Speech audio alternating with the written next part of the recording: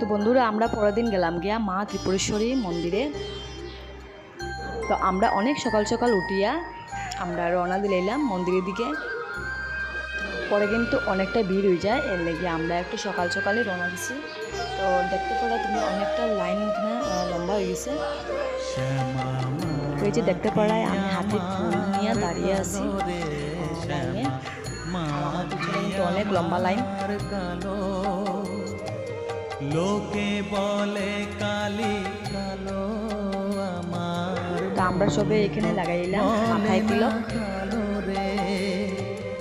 কালো রূপে দিগম্বরী, কালো রূপে দিগম্বরী, হৃদি পদ্ম করে মোরালো রে শ্যামা মাটি আমার কালো।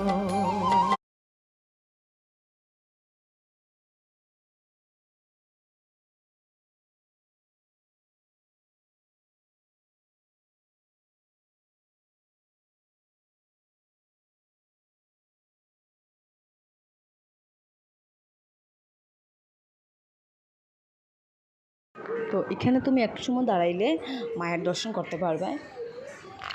ভিড় অনেকটা হইলেও তুমি আরামসে পারবে দিতে, পূজা দিতে পারবে।